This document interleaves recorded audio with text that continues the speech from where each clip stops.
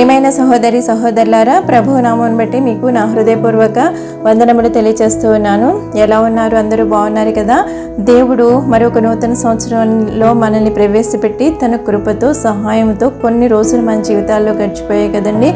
అందుకు ఆయనకు లెక్కింపులేని కృతజ్ఞతాస్తుతులు చెల్లిస్తున్నాను. ఎప్పుడూ దేవుడు మనకి తోడుగా ఉండి తన దయను, కృపను, ప్రేమను మన పట్ల కనపరుస్తూ ఉన్నాడు. దేవుడు లోకమును ఎంతో ప్రేమించెను కాగా తన అద్వితీయ కుమారునిగా పుట్టిన వాని యందు విశ్వాసముంచు ప్రతి వాడును నశింపక నిత్య జీవం పొందినట్లు ఆయనను అనుగ్రహించెను.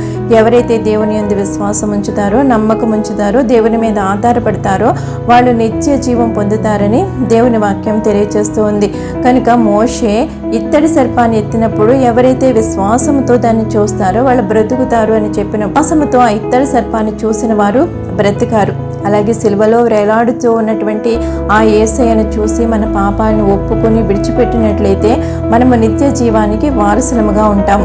మరి మనము నిత్య జీవానికి వారసులముగా ఉండాలనే ఆయన కోరుకుంటూ ఉన్నాడు.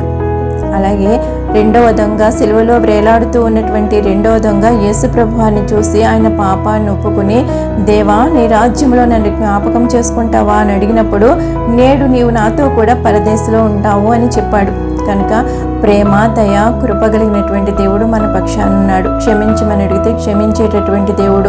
కనుక అలా అని పదే పదే మనం పాపం చేస్తూ ఉంటే దేవుడు మనల్ని త్రోసివేస్తూ ఉంటాడు. కనుక దేవుని యందు విశ్వాసంతో, నమ్మకంతో మనం అడిగిన దాన్ని ఎంత పొంది ఉన్నామని ఆయనకు కృతజ్ఞతాస్తుతులు చెల్లిస్తూ మరి దేవునిలో ముందుకు సాగిపోదాం. దేవుడు మనకి అన్ని విషయాల్లోనూ అభివృద్ధిని అనుగ్రహిస్తాడు. జ్ఞానాభివృద్ధిని, క్షేమాభివృద్ధిని, బలాభివృద్ధిని అనుగ్రహిస్తూ ఉంటాడు. మనము చేసే ప్రతి పనిలోనూ, ప్రతి ప్రయత్నంలోనూ, ప్రతి ఆలోచనలోనూ, ప్రతి తలంపులోనూ దేవుడు మనకి తోడై ఉండి సహాయకుడై ఉండి మనని ముందుకు నడిపిస్తాడు. నీవు అక్కడ ఏం మాట్లాడాలో, ఏమి చెయ్యాలో అన్నీ నేను తెలియచేస్తాను అని దేవుడు చెప్తూ ఉన్నాడు. కనుక ఏ విషయంలోనూ భయపడకుండా దేవుని మీద ఆధారపడి దేవుని యందు విశ్వాసం ఉంచి మన జీవితాన్ని ముందుకు కొనసాగించుకుంటూ ఉందాం. అట్టి కృపా దీవెన దేవుడు మనకి అందరికీ దయచేయునుగాక. ఆమేన్. ప్రార్థన చేసుకుందాం. సర్వశక్తి సంపన్నుడా యేసయ్య, నీ పరిశుద్ధ ప్రంజి పాదాలకు వందనాలు, స్తోత్రములు. ఇంతవరకు నీ కృపా సహాయాలు మాకు అనుగ్రహించినందుకే నీకు వందనాలు. ఈ నూతన సంవత్సరంలో ప్రవేశపెట్టిన విధానాన్ని బట్టి నీకు స్తోత్రములు. ప్రభువా, నీ కృప, దయా, దాక్షిణ్యము మాపై కుమ్మరిస్తూ ఉన్నందుకు స్తోత్రములు. నీవిచ్చిన వాగ్దాన ఫలాలు మాపై కుమ్మరిస్తూ ఉన్నందుకు నీకు స్తోత్రములు. నీ కృపతో మమ్మల్ని నింపుచూ ఉన్నందుకు నీకు స్తోత్రములు. ప్రతి విషయంలోనూ మాకు అభివృద్ధిని అనుగ్రహిస్తూ ఉన్నందుకు నీకు స్తోత్రములు. నీ కృప సహాయాలు మాకు తోడుగా ఉంచుతూ ఉన్నందుకు నీకు స్తోత్రములు. నీ కనుదృష్టి మాపై ఉంచుతూ ఉన్నందుకు నీకు స్తోత్రాలు. మా ప్రార్థనను మానక అంగీకరించుచూ ఉన్నందుకు నీకు స్తోత్రములు.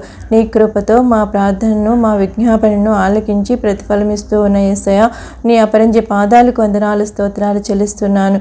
నీ కృపతో ఈ వాక్యం వించిన ప్రతి ఒక్కరిని దీవించమని నజరేయుడైన యేసు నామమున అడిగి ప్రార్థించుచున్నాను తండ్రి. ఆమేన్.